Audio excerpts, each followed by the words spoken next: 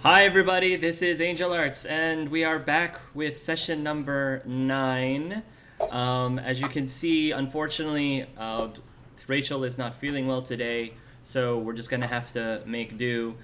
Excuse us if there's gonna have to be some jumping around a little bit with Haliserre, because as you know, things kind of changed quite a bit in the last session with Haliserre, but I'm afraid, at least for today's session, we probably won't be able to address it as much until Rachel is back. So we hope Rachel will feel better very soon. Yeah. In the time being, we are going to start with our warm up question. So today's question is going to be a little deep.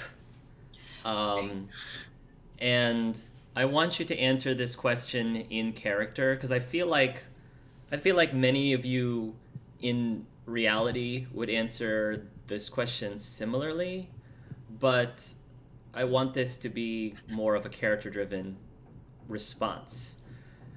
Define for me, because this was addressed in the last session and it may or may not be addressed again this session, so I want everybody to be in the mindset of how their character would respond to this. What does your character think when they define identity? How does your character what does your character think about what makes you you? What is identity? How does identity get defined in character, do you think? I think Theo kind of made that clear last session with where he Mm-hmm. stands on this. He believes that who you are made up of a collection of actions, and that's very consistent with the dwarven belief as well. That's why they revere paragons, that's why they praise the ancestors. It's what you do in this life. It's not about, as he said to Cedric, it's not about what body you take, it's not about what memories you have, it's how you act, what you do, what the impact is that you have on everything around you, whether it's the people you're interacting with or the deeds that you do. That's you. It's not about past, it's not about future or any of that mumbo jumbo for him. It's what are you doing right now? So let me ask you this then, for Theoben. Mm-hmm. You saying that identity is about what you're doing. As Mm-hmm. a person who creates poisons for a living and provides those poisons to shady people like the Carta, Mm-hmm. what does that make Theoben? That is a question that he likes to distance himself from. So he's in a very deep state of denial about what he does. He sees himself as a merchant, and that's kind of the part that he emphasizes on. He sells things, he gives a product away, and after that they walk out, and what they do with them is their business.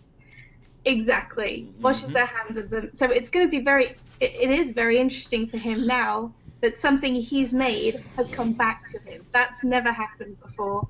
And it'll be interesting to see how he deals with that. But yes, he prefers not to look at that too deeply, but I think he's going to start to be forced to. That's the idea. Okay. Who would like to answer that question next? Would you like to go next, Kevin? If someone else wants to go, they can go. If not, I can. You have one less person to speak, and normally Rachel would speak up at this moment, so you don't have that safety net anymore. I'm sorry. Your safety net is gone. Yes.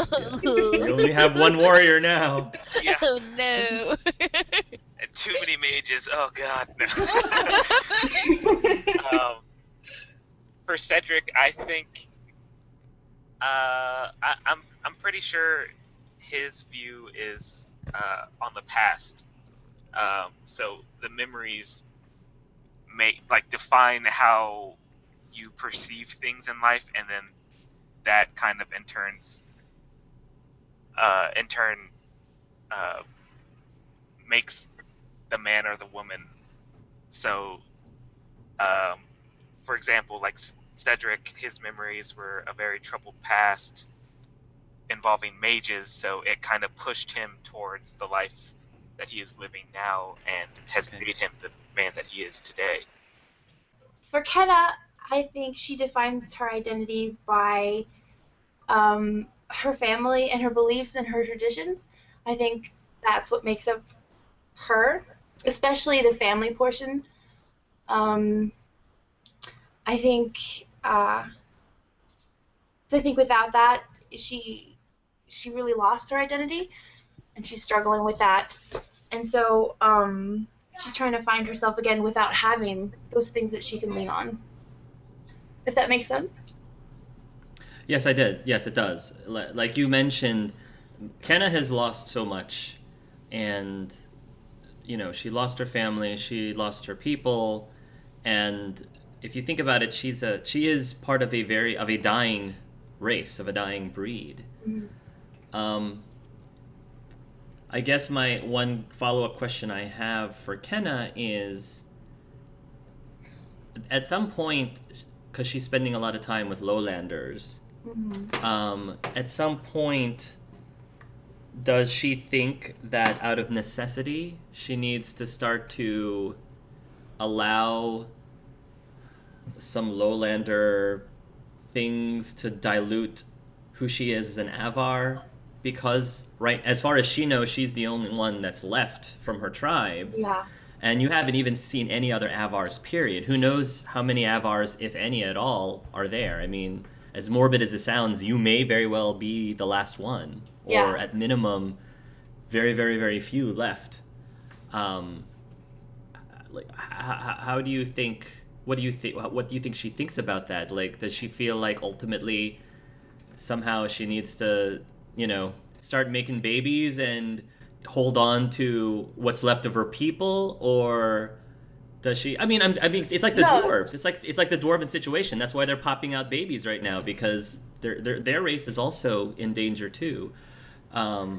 So, or does she think that there is more of a practicalness to evolving and not worry so much about holding on to the past? Does that make sense? Yeah, it does. I think it's kind of a bit of both. Right where she is right now, it's a bit of both. She wants to hold on to all those things that were really important, but she's also knows that she can't be too stubborn about certain things, and she has to sort of mingle with these new people and their strange customs, and she's sort of letting that help her grow as a person.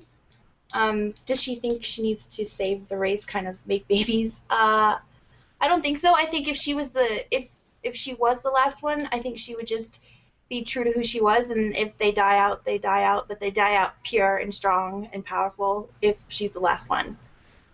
Kind of thing. Did that answer it? Sorry. Yep. I feel like I'm babbling. I don't know. No, makes perfect sense. Okay. All right, Kimberly, I did you a favor. I stalled a little bit. You did. Okay. Well, Andreia is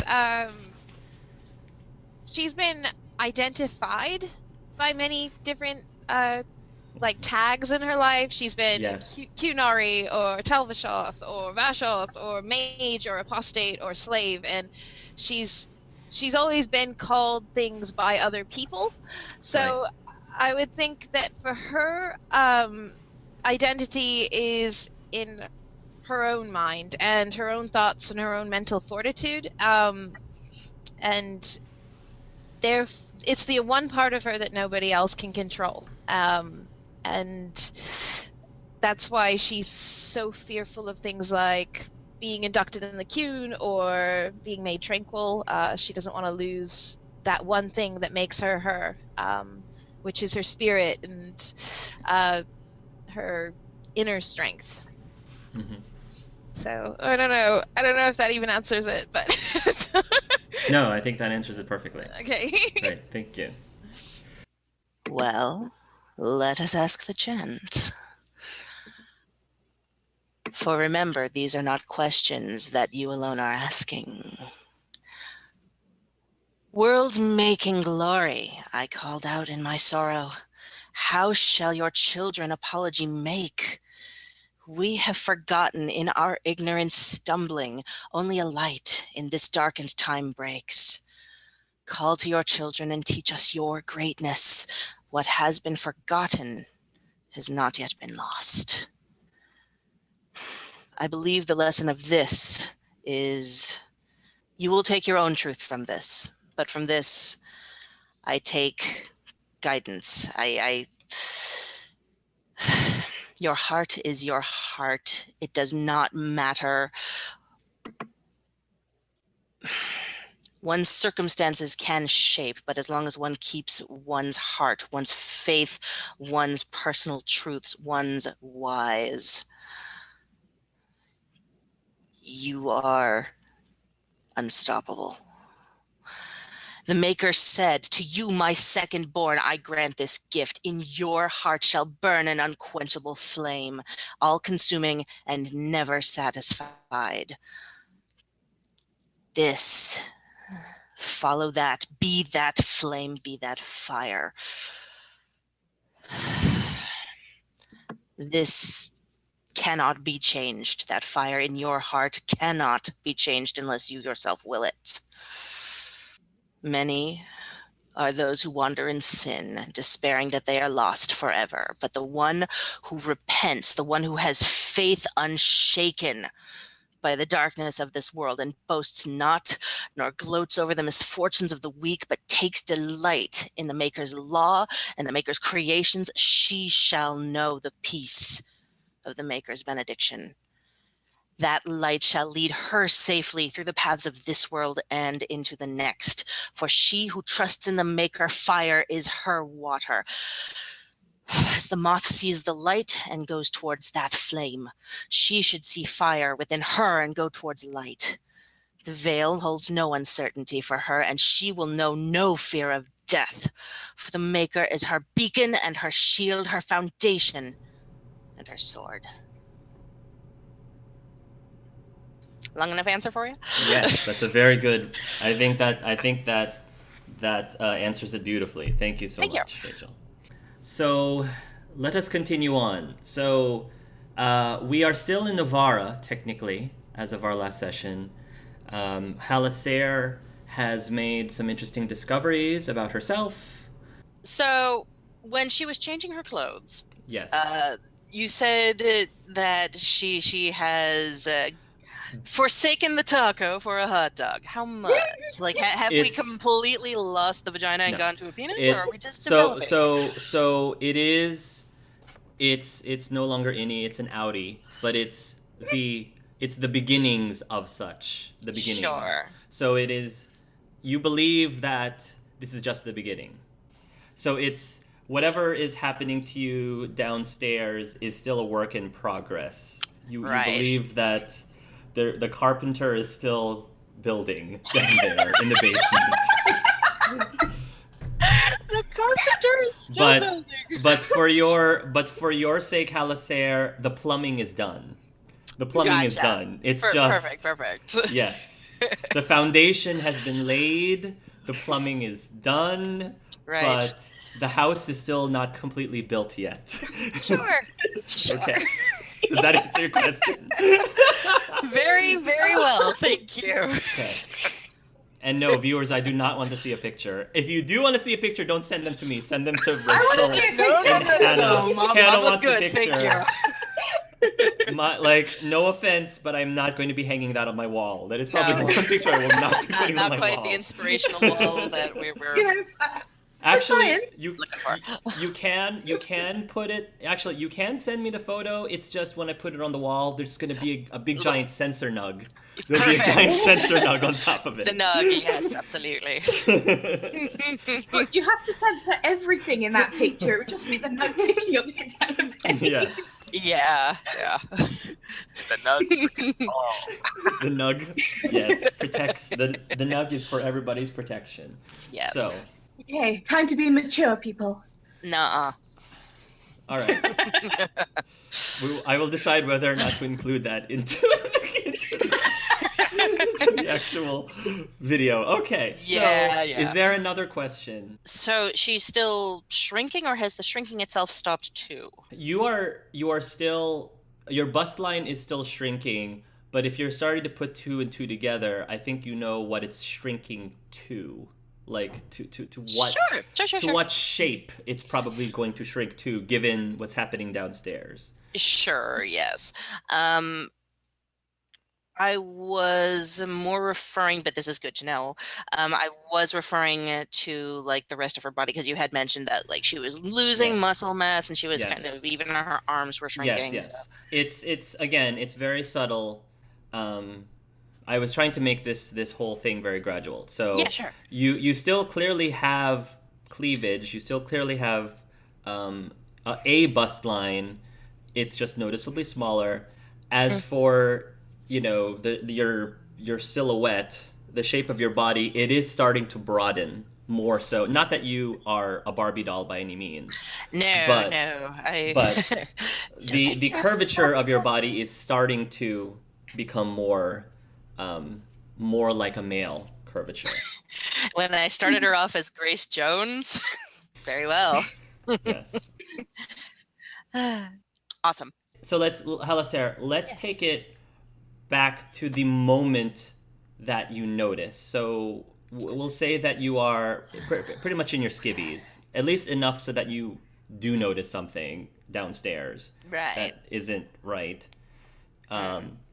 So right at that moment when you realize that change, what happens?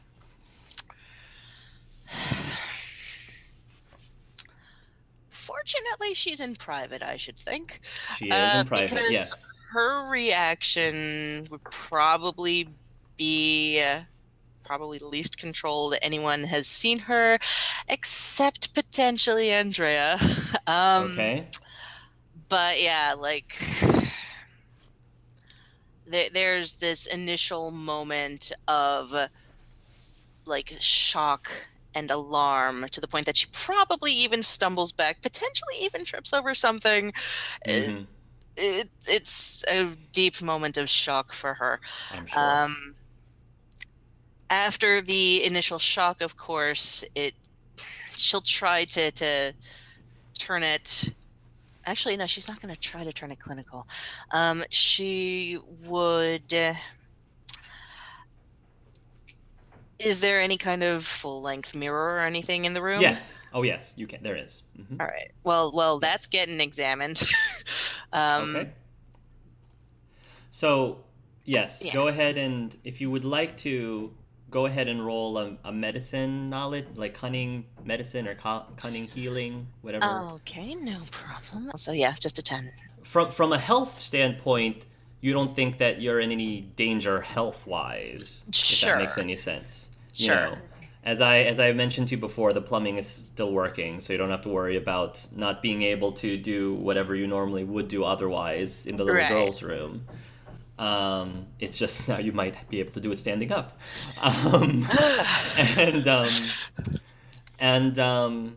But you have no idea what could have caused this other than the obvious. Maybe some sort of magical thing might have caused this. Sure. Maybe. I don't think this is something that naturally occurs normally with people. No. So. No, she has wandered the world and seen all facets of life and has not seen this yet. So seeing how you did not specifically ask this from the maker, at least not that you're aware of, it might be safe to say that this is not a miracle work. This might not be a miracle work. So no. She will take a few moments to gather herself. Okay. Yeah, so she actually will be hidden for quite a while because this is something tremendously scary. Okay. But then she will go and rejoin and yeah, her main goal, of course, is to see Violetta. Okay. But yeah, she will rejoin the group and be pensive. Very, very pensive. She will come out and be wearing Cedric's armor. And then, we'll say that throughout the session she'll be quiet, and maybe some people will ask her about why she's so quiet, but her response might be somewhere along the lines of that she's doing her priestly meditations. Whatever she did before. She tends to do that a lot. So. she's trying to do it in order to help her control the whole fire thing. So she's trying to exercise that control. Right. We'll say. Okay, so because Haliserre is going to be a little bit more quiet, you guys are still finishing up breakfast or leaving the hotel. I don't know which of the above. What happens? What do you do? I would like to find Malcolm before we leave. Sure. Yeah, absolutely. The whole group or just Kenna? If you want to come. I think Theoben would want to see Malcolm as well, but he also does want to speak to Connor. So Malcolm first. Sure. We'll do Malcolm first. Okay. You guys will clearly see Malcolm is at the village square again, selling his wares. He seems to be in very good business here. There's a lot of people. As you actually pass by, you hear a woman with 2 children that are leaving, and she's saying something along the lines of, "Those Payne's practical products are amazing." Something along those lines. So word is spreading. Yeah. When he's so busy with customers that he doesn't actually notice that you arrive, which is probably a good problem to have. As some people are purchasing, I think some of them are actually purchasing a few chocolates as well, on the stand too, probably without any lemon in them. Probably. Totally Can I best. befoul those as well? No. She wouldn't tamper with his business. Just ours. Just yours. What do you do? Well, does Malcolm look like he's busy with customers, or does he look able to talk? He is, but I mean, I think you can talk to him. You know, he's just finishing up, ringing up a person trying to purchase the chocolates. Malcolm! Kenna, dear. Oh, good morning. I see that you're recovering quite well from last night, he says. I am. I'm a champ drinker. I have to say, he says, thank you again for inviting an old man like me to such a place. It was interesting, to say the least. Did you have a good time? I enjoyed the company, he'll say. I enjoyed the company. And the coffee. Yes, the coffee actually was done quite well, I do admit. I'll have to make it a point to stop over there again before I leave Navarre and head off to the next stop on my agenda. Oh, where's that? I was thinking of making my way finally to New Denerim. It's about time I went to go check up and see if Gerard has arrived back there or not. It's a good choice, I hear. Yes, it'll take quite a while for me to get there, but as you know, it's something that needs to be done. I have decided I may make a pit stop over at Kirkwall first to pick up a few supplies for the trip, but it's still up in the air. That's good though. Business looks a booming. Oh yes, he says. I have to tell you, Ken, I spent some time yesterday with your friend Hugh at the bar, and he was able to sketch up a few things for me. Yay, that's great. Do you have any cards that I can hand out? Yes. Then he hands some over to you. These are fantastic, Malcolm. Which one are you going to use? So the cards, I'll say that Malcolm's logo, it actually has it's the main graphic is like the image of a fox, Rowan the fox, and that's sort of like his mascot now, fitting, and he basically, Malcolm says, I figured that this creature, the fox, was what kind of started all of this, and foxes are smart and cunning and crafty, and those are the kind of things those are the kind of values that I wanted to exude in my business. So it's basically has the little fox in the middle, and it's Payne practical products, and smart goods at smart prices. Basically, is what the card says. These are great, Malcolm. Can I take a few to hand out? Please do, and thank you again for the inspiration and for recommending your artist friend as He's well. quite talented. He definitely is. Malcolm, do you have any Navaran clothing that you could give to me? Like gloves, shoes, a hat? Oh my gosh. He says, I do actually have a few items. I have some... Navarans are known to wear a lot of... They tend to wear like purples, dark blues, cooler colors. Not like...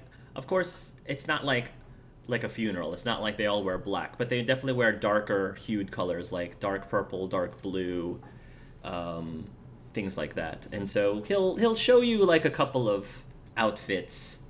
Ooh, outfits. I don't know. I guess the ones that he has that are a female outfit. There's a dark purple. There's a dark blue. There's actually an elegant looking crimson red that's a bit pricier. Oh. Crimson red is quite a nice one. And we'll say that there's also like a dark forest green. Ooh. Very, very dark forest green one. I like that. Would any of these be on the IOU bill? For handing out the cards, maybe? He says, for you, my dear, it's on the house. Thank you, Malcolm, and I give him a hug. Is the forest green one the one you want to get? Yeah, I think I'm gonna pick that one. Okay. All right. So go ahead. You can have that, and that basically is a dress, a hat, and what was the other thing that you were looking for? Oh, I like gloves.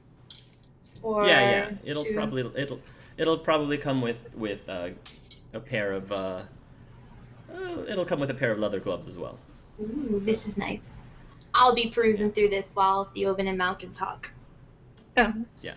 Nothing really. Theoben just wanted to like shake his hand and say, "Good to see you again, my friend." Good to see you as well, Theoben. I assume that you, of all people, recovered very well last night? Barely touched me. My friend. Good to hear. Although I will say, my friend Haliserre did outdrink me. I may have to marry that one. Really now? Well, I must admit, if anyone was going to, she would be the one that I would put my money on. That's for sure. Joke, but good to know. I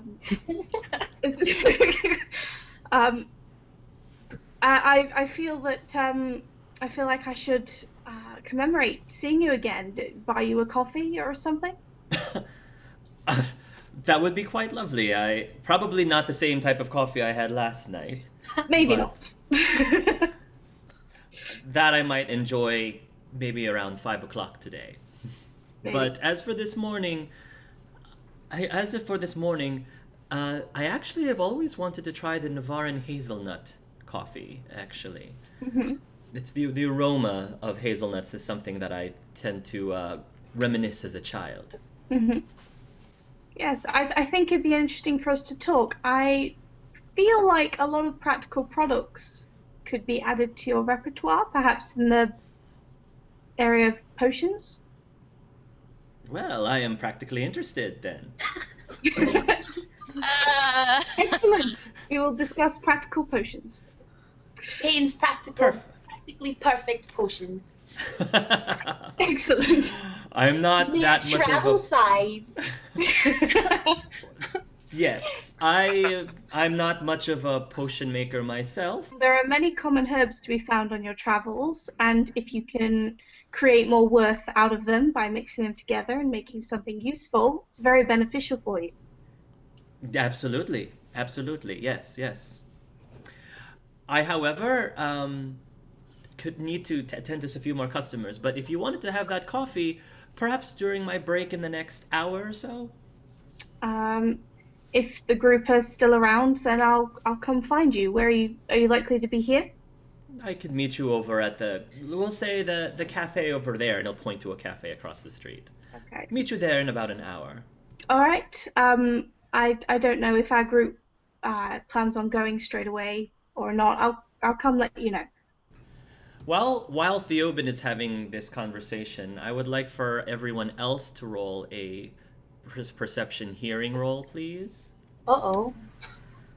I didn't go with Theoben. Is that? Yeah, that's fine. If you didn't go with Theoben, then that's fine. Yeah, I didn't go. Oh, it's just me? Oh, so it's Theoben and Kenna? Who's doing the roll? So where are Theoben? I'm sorry. So where are Andreia and Cedric at this moment then? Cedric would want to go back to the or wherever they bury the dead. I forget what it's called. Okay. Yeah, and I'd want to stick with him. Okay. It probably makes sense for Hugh to go with you. Connor can go with either group. It doesn't matter. I don't know. If Theoben wants to talk with Connor, then maybe it's more convenient for Connor to stick with Theoben and Kenna. Connor, actually... I feel like he might want to be with Kenna, He might want to be around with Kenna anyway. So Connor will stick around with Kenna and Theoben. Hugh will go on with Andreia and Cedric. In that case, then I want, Andreia and Cedric to please roll perception hearing rolls. Okay. Oh boy. Yeah, I know. We're so good at this, Cedric. You guys are boss at perception. I'm glad your most perceptive party left. Yeah, there's a 10. Okay. Solid. Solid 10. Solid. Andreia? All right. Yeah. I got Alright. double digits. So, Andreia, you guys are passing by, and there are these two young teenage Templar initiates. You can probably tell easily who the initiates are, that are sort of walking by as you guys are making your way down the path towards the Necropolis. The 11 is not enough to overhear something that they're whispering to each other, but you are able to pick up a contemptuous word that they say, at least said in a contemptuous way. You hear them mutter the word brandy as they're walking by.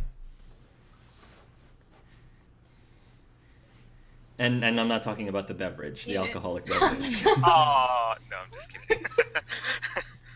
I just give them a look. Boys. Just keep walking. Cedric, I'm sure Cedric would have noticed that. Not Cedric noticed heard what they it. said. Cedric didn't hear it, but Okay, but Andreia reacted to it. I don't know if Cedric would say anything to that. It's just sort of a weird, random thing for Andreia to say. But... Boys. Yeah, I think he would just kind of like look at her, kind of confused, like, what? But I don't think he would stop because he's on a mission. He's just kind of like nothing, just children being stupid. And Hugh glances towards Andreia, but it doesn't look like Hugh heard them. Not that he would react if he did. So, you guys will make your way over to the Necropolis without much of a problem. You actually see that there's a family that's going in. They are dressed in black, and they have two girls with them. It's basically it looks like it's a mom, and she has two girls. Probably one's 8 and another one is like 4, and they're walking in with black outfits into the Necropolis. But other than that, there's no one else that you see. Okay. Cedric would go in and just try to find someone who could help him locate a specific tomb or like family place. Yeah.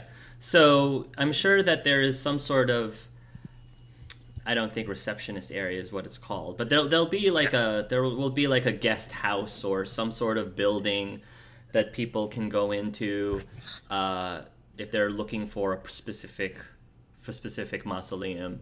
So you'll go in and there'll be a Mortalatasi there. She will, I guess she will address you and said, "Yes, sir, may I help you?" Real quick, out of character, what is Liam's last name? Reynold. Reynold. Reynold. Reynold. R-E-Y. Okay, so back in character, Cedric would approach and say, "I'm looking for the burial place of the Reynold family." The woman says, do you have a first name of anyone in the Reynold family?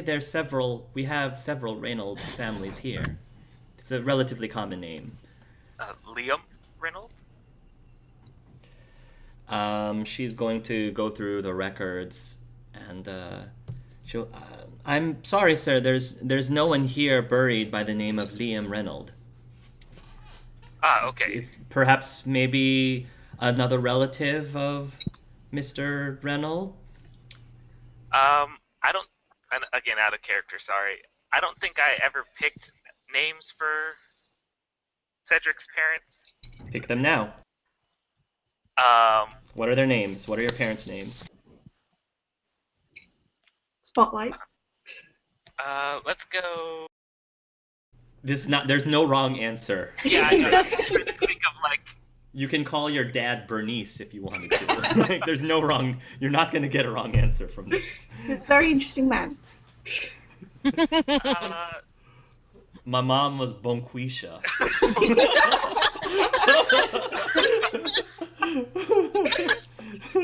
Oh my god, I'm crying. Bonquisha Ashwood, or Bonquisha. Let's go Michael and Michael. Casey. Boring. Okay. Is Casey short for anything? Or is it just Casey, her full name? Cassandra. Cassandra? Yeah. Yes, Michael and Cassandra Reynold.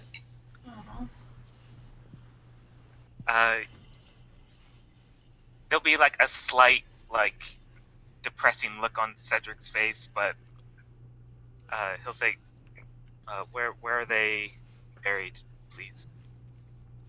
She will write you up some directions and hand it over to you. There you go. Is there anything else I can help you with? No, thank you. Thank you. You've been a great help. She smiles and says, "May the Maker watch your steps, sir."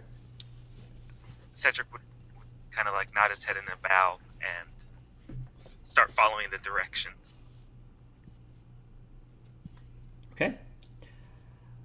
I'm going to stay very close to him because I don't want to get lost. Sure. Is Andreia going to say anything to Cedric before you arrive at the mausoleum? You're just going to be there silently? Okay. Hugh's not going to say anything either. When you arrive, you will arrive at a modest-looking mausoleum. Not nearly as nice looking at all as the Ashwoods. This is probably more of the middle class version of a mausoleum, and even then, such a thing is probably out of reach for most middle class people. You actually see the same family that you saw earlier with the two girls. They are by a much smaller looking shrine, not even a mausoleum, like a shrine where somebody's probably entombed, and the woman is placing a bouquet of flowers by the tomb, but that's a little bit down the ways. You can still see them clearly. Before you, Cedric, you can see that there are several people in the Reynold lines that have been buried here, including those of Michael and Cassandra. This is just from the outside. Do you enter into it? Yes, but before he does, he'll kind of look back at Andreia and you and just kind of ask them to wait there. Sure. Of course, Cedric. Take all the time you need. This will only take a few minutes, but thank you. And then he'll walk in. Before you walk in, Hugh actually will give you a pat on the shoulder. Thank you. He will nod. The air is stale in here, as you can probably imagine. You make your way, and again, in this mausoleum, there are a few portraits. Not all of them have portraits, but there are a few portraits hanging above the stone, not coffin, but you know what I'm talking about, like the stone objects where you would think that the bodies are entombed inside of. A good number of them having fiery red hair. You eventually run into the very familiar faces on the portraits of your parents, or who you believe to be your parents. And they are just exactly the way that you remembered them. I will also point out, Cedric, that there is a shelf over top of each of the stone boxes, where people can put down flowers, put down whatever keepsakes. There is a small vase that looks like it was placed recently, and you can tell because none of the dust has collected on the vase or on the flowers themselves, whereas most of the other objects, like there's like a bouquet of dried flowers, like on one side, there's like little trinkets that have dust all over them. But you have this vase of flowers. And the flowers are starting to droop, so it's not too recently. It's not like they were dropped off within the last couple of days, but relatively recently. And right next to the flowers is another object, again, that looks like it was freshly placed recently. When you get closer to the object, it is a necklace. A necklace you're very familiar with. And this is right on top of your mother's grave.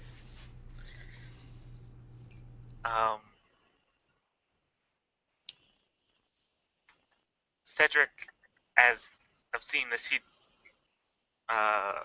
get up really close to the necklace and pick it up and just kind of hold it in his hands.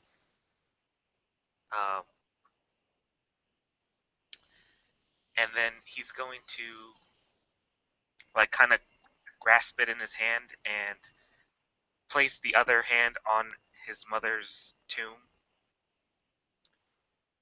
And he'll say, like under his breath, he'll say, "You're probably wondering why some strange man has walked into your tomb and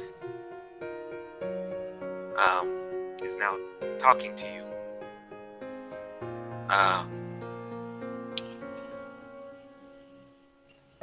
Just know that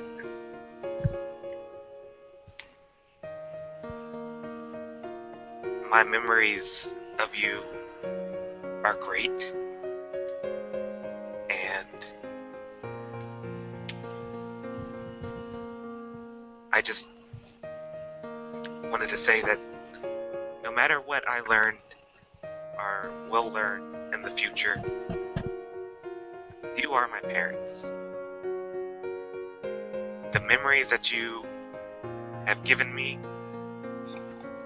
have shaped the man I am today, and I hope that I have lived up to your expectations. And honestly, I can't thank you enough. I will never forget you. You will always be in my hearts.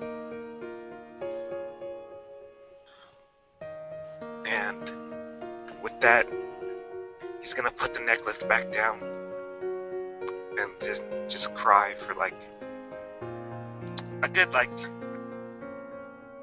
minutes or so, and then he'll straighten back up, kind of like wipe his face and straighten his armor, and walk out.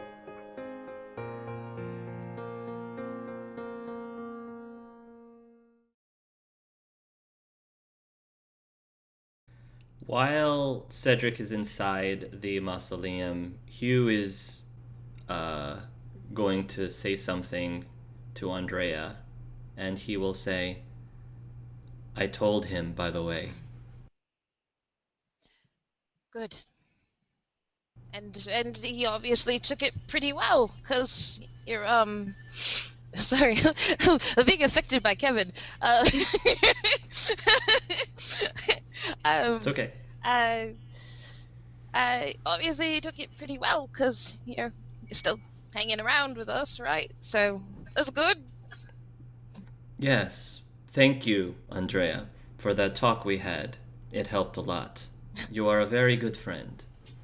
Thank you, Hugh. That means a lot. And you are a very good friend to Cedric as well. I try to be. What do you think of all of this? Of all of the weirdness, like Cedric might be resurrected or something weird with magic? That thing? Yes. What do you believe is true? I believe yesterday Cerberus knighted a Templar, and his name is Cedric Ashwood, and that is our friend, and nothing else matters. He keeps moving forward. And that's all. Like, nothing else matters. We can take care of it. Obviously, they messed with his head a bit, but it's still Cedric. I totally agree, Hugh says. I heard that we might be making our way to your neck of the woods next. Yes, yeah, to winter. It sounds that way. Yes, I heard you say that you weren't interested in going. I was actually going to suggest that you don't go, so... I cannot go. I will tell you, Andreia, that it is very dangerous for me to go to Tevinter. Not because of anything I did there, but because somebody is hunting for me there. Cedric knows why. Someone is hunting you. Might I ask He who? nods. A very powerful man there, Archon Radonis.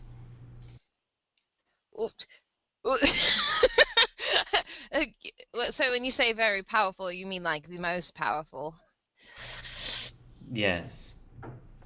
Oh God! What? No. If you don't want to tell me, that's okay. It's It would be best if I didn't, not necessarily for my sake, but for your own personal safety, to not know. I understand that. I've already decided to place Cedric in great risk by informing him, but I felt he needed to know. He is aware, and I just wanted to inform you. Try to keep it on the down low that I am traveling with you all. Of course. That's no problem. Though, I mean... Should we call you by something else when we're running around? Should we have a code name for Hugh? You can call me whatever you'd like. I will ask Kenna. She's better at that than me. But, Hugh, you will be safe at the White Spire. I should be safe at the White Spire, yes. Tevinter and Orlais are not known to be very friendly. I doubt that Archon Radonis himself would even dream of entering into the White Spire. How are you at researching? I have researched quite a bit to create the paints that I use, but that's a very specific, focused field. The reason I ask is because when we go to Tevinter, we're not going to take everyone with us, right? And I have a bit of a problem. I don't know enough about it right now to give you details, but it needs to be researched.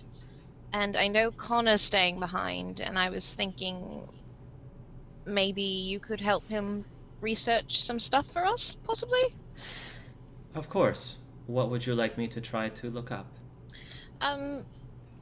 Cursed items and how to break the curses on said items. There are, the White Spire has a lot of libraries, but they also have ancient archives underneath that has stuff. So if you could get permission to look through those books, that could be very helpful. I can definitely try, though I must admit, Princess Violetta seems to be the one that is more well-equipped to do that kind of thing. I agree. And B, I also know that between Orlais and Tevinter is the one that probably would have the most knowledge of such cursed things. Yes, I was aware of that, and I figured, we could attack it from two fronts type of thing, because Violetta might be the best person to research curses, and she has some rapport in Tevinter, and to be honest, bringing her along to Tevinter makes me really nervous and uncomfortable. But I'm just thinking, at the same time, if we were to bring her to Tevinter, which I'm contemplating doing, she might be the best bet to find a solution to the curse. But if she can't find it in Tevinter, maybe we can find it in the White Spire. It makes complete sense to me. Are you saying that you are cursed? I am not, no. But one of us is. It's not my secret to give. Do you understand? I understand completely, Hugh says, looking straight into your eyes when he says that. I understand completely what that's like. Very good. So that's essentially that. I've been contemplating it, and I don't really feel safe with her coming because I don't know her, but at the same time, if it's the best bet to help one of us, then it's what I want to do. That's why I was also going to suggest Razikel. Just give her the signal. Yeah. That is good. I like you, Hugh. We can keep you. Happy to be of service, Hugh says. And it's at this point that Cedric will be leaving out of the mausoleum. Also, Cedric, I should also point out, I didn't want to point it out during your little moment, but as you're leaving, you do notice that there are relatively fresh footprints that were not yours that came into the mausoleum. Again, they look recent, and yes, the footprints did go up to the shelf where the flowers and the necklace are now. Okay. I don't think you'd be able to identify whose footprints those could possibly be, though. Sir Ashwood? Bow. Are you feeling all right, Cedric? Hugh asks.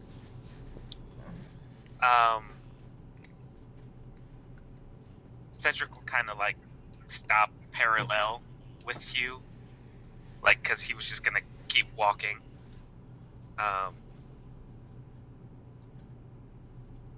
And in kind of like a hushed tone, he's like, "I'm fine. Let's go." Of course. Whatever you need. Okay. Where to next, Sir Ashwood? We should get the party back together. Very good. Kenna and Connor. So while they're doing their little thing, Connor is going to I guess she's going to approach Kenna and say, "So, what do you think about all this craziness? I hope I didn't upset Cedric too much." I think it was a good theory. I think there might be some merit to it, but for now we have to see what Cedric makes of it, I guess. Do you think you don't think he's gonna go crazy or anything over this? No. Cedric's got a pretty sturdy head. He'll find his footing. Connor, you know how you made me that bear? Yeah, he says. His very face starts to talented. light up a little bit. Yes, thank you. Do you think you could make, like, a pendant for somebody? In the shape... have you ever heard of a ptarmigan bird? I don't think so. What does it look like? Well, they're kind of like elegant chickens, I suppose. An elegant chicken. Yes, I could. Okay. More like Oh, a sort of. More like a pheasant. That's sort of. Why did I just think about my aunt when you said that? Oh, okay, an elegant chicken. Well, my aunt on Gwenael's side. By the way, he's referring to if you remember back in session 1 of season 1, Yep. he was when he got the letter from Gwenael's mom. Yep. And how that was the aunt with her outfit. Yeah, it's that aunt. he's Yeah. talking about. His aunt. It's that aunt. That is the elegant chicken. So. Oh my god, it's my favorite thing right now. I could sketch it for you, and then could you like carve it, so I could give it to Andreia later. Oh, it'd be for Andreia. That's so sweet. Yes, it's a little gift that I want to give her. Is there a specific type of wood you would like me to use for it? I'll leave that up to you, your creativeness thing. Andreia sort of strikes me either as an oak person or alder. I'm gonna have to think on this. I'll need to find some alder wood or oak wood. Do you think you could have it done by the time we get back to Orly? Ooh, that would take a while. Probably if I can find some wood here and I can work on it on this ship on the way back. I mean, I don't want to like push you too hard if you can. No, I think I can do that. It should take a couple days at least for us to travel. So I should have time to make something if you sketch it for me, and I'll need to go find some wood then. I'll go find some paper. Thank you so much, Connor. You're welcome. Thank you for asking me to, I guess, work on something again. You're welcome. I'll go and I'll find some paper. Theoben, an hour passes by, and you and Malcolm are sitting down for some coffee in the cafe. I don't know if you're having coffee, but he's definitely having coffee. Yeah, Theoben will have coffee. All right. He'll sit down, and Malcolm will take, a big mug and put it up to his lips. Ah, he says, hazelnut. Brings me back. I feel like I'm 12 years old again during the holidays. Clearly been an exciting life for you. I haven't drank a lot of coffee myself. Honestly, in Ozamar, we don't really tend to just drink coffee. Yeah, it's definitely a culture thing, I would say. So, tell me, Theoben, how goes things with you? Well, a lot of what's been going on isn't really my information to give, but it's been trying. Oh. You seem to have a lot on your mind. I didn't mean to pry. I just thought that perhaps it was something that you wanted to talk about. A father knows these things sometimes. How I worry about my son quite a bit. I fuss over him. I guess I kind of miss fussing over somebody. Not that I see you as a child by any means, Theoben. I'm just saying. Yeah. He probably does have a few years over you, but not quite enough for him to be your dad or anything out of character. Yeah. But he does have a few years over you. But anyway. Yeah, it's just that he's kind of twinging and flinching a lot as he's going on about father, son, worrying. He's really trying hard not to flinch. You're breaking my heart, Malcolm. Do you remember what we discussed about me not being a father? Yes, you did mention that, yes. And how it hurt, and I wish I could be one? Yes, of course, I understand completely. Turns out I am one. Surprise. Oh, how, Yeah, how? that was Just pretty much my reaction. Yeah. Theoben, I didn't realize you worked so fast. You're a father already. My goodness, is it Kenna or is it Kenna? Hold It's your not Kenna. Is tongue! it's Oh my Andreia. What? Well, I just assumed weren't a father before, and now you say you are a father, and you're traveling around. I mean, it's not Cedric, I don't think. That would be really bizarre. Yeah, no, Kenna's not tall enough for me. I know, Sam. I know. It's it's Haliserre, isn't it? Oh my. If only I was so lucky. No. Uh, okay, stop talking. I already had a daughter. I just didn't know Oh, she existed. you already I have a. I don't work that fast, my friend. I don't think science works that fast. Oh my. Oh well. Oh, geez. If you already had a daughter, I would not tell Haliserre about that. You'd be in trouble. He says.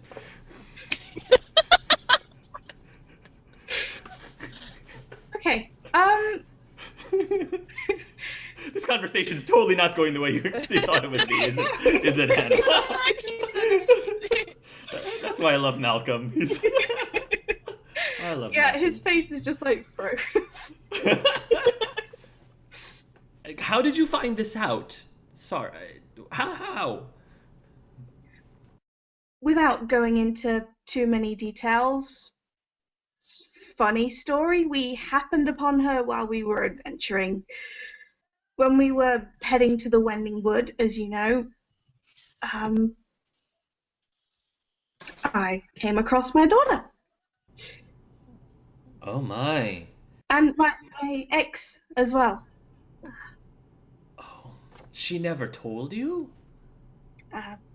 Wasn't hers. Oh god, that makes Theoben sound terrible. It sounds like an episode of Maury. That's I don't know.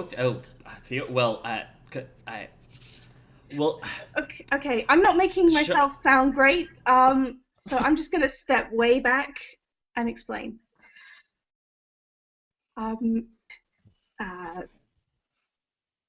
Before I was married, I was engaged to a woman that lost her caste. I don't know how much you know about Orzammar, but I couldn't marry a casteless. It would have been suicide for me, my business, my reputation. I see. So it ended. And I married my wife, Amelia, and she died. Well, I wasn't there. I was on the surface, and she wasn't there when I came back. And I heard she died. And anyway, apparently she left me a present that I didn't quite get. This must have been a lot for you to process and deal with, Theoben. I can't imagine what it'd be like finding out that I had a child that I didn't know I even had. I'm just making sure, like, for practical reasons, you're positive this is your child. It isn't your ex trying to come back and ask for funds or anything. You're positive this is your child. Because there are people who do that. She had my eyes. You can tell. There was no way she wasn't mine. If you can, well, that answers it. You can tell. You can tell if it's your own. I'm sure you. Well, how do you feel about this then? You said so yourself. You've always wanted to be a father, and now you found out that you have a child. How do you feel about this? This is why I need to talk to you, Malcolm, because I don't know if I made the right decision, because I left her there. She's going to be looked after, but Linda gave me the option to take her with us. A chance to get to know my daughter. But because of the party and the things that we might be doing that would be dangerous, I didn't think it was the right thing for her. But did I do the right thing? Because I've been given this gift and I just left her. What would you do? Let me tell you about my experience, Theoben. You know that I lost my wife as well. Yeah. Like you, I've always been a businessman. My father was a businessman. His father before that was a businessman. I became a merchant, inherited the pain trade, and I loved it. It's something I thoroughly enjoyed. My business is something I loved a lot. And my wife was very understanding of it, but I knew that it wasn't something that, while she enjoyed the fact that I was enjoying what I was doing, it definitely kept me out of the house a lot. I didn't get to spend a lot of time with my family, which is why I started training up my own son in the craft as well. Sometimes, though, I wonder whether or not the reason why he's followed in my footsteps is truly because he himself genuinely wants to be a merchant himself, or if he just didn't want to disappoint me. He wanted to make me proud. Perhaps that's something that I need to talk to him about. Outwardly, it seems that he loves what he does. So I was able to spend a lot of time with my son because of that, training him up. However, it also distanced us from my wife as well. And though I was around, I wasn't really around, if that makes a lot of sense. I understand completely.